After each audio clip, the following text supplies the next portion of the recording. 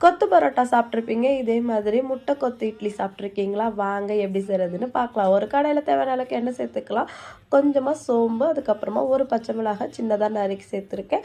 அது கூடவே வந்து 2 பெரிய வெங்காயம், 2 தக்காளி பொடியா கட் பண்ணி வச்சிருக்கேன். அதையுமே இது கூட சேர்த்துக்கலாம். அது கூடவே கொஞ்சமா கருவேப்பிலை சேர்த்துட்டு, அடுத்ததா 1/2 ஸ்பூன் இஞ்சி பூண்டு பேஸ்ட் சேர்த்துக்கலாம். இது கொஞ்சம் பச்சை வாசனை போக வதங்கினதுக்கு அப்புறமா 1/2 ஸ்பூன் மஞ்சத்தூள், 1 ஸ்பூன் தனி மிளகாய் தூள், அது கூடவே வந்து கொஞ்சமா மட்டன் மசாலா, உங்ககிட்ட கறி மசாலா தூள், சிக்கன் மசாலா எது இருந்தாலும் அது கொண்டு சேர்த்துக்கோங்க.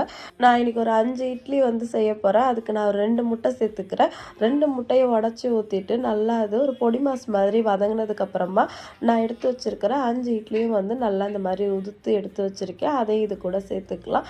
இட்லியை சேர்த்து நல்லா கலந்து விட்டுடலாம். அதுக்கப்புறமா அது கூடவே கொஞ்சமா கொத்தமல்லி இலை தூவி நல்லா அடுப்பு ஒரு 5 நிமிஷம் சிம்ல வச்சு கலந்து விட்டு இறக்குனா அருமையான முட்டை கொத்து இட்லி ரெடி. ட்ரை பண்ணி பார்த்துட்டு எப்படி இருந்துச்சுன்னு கமெண்ட் பண்ணுங்க.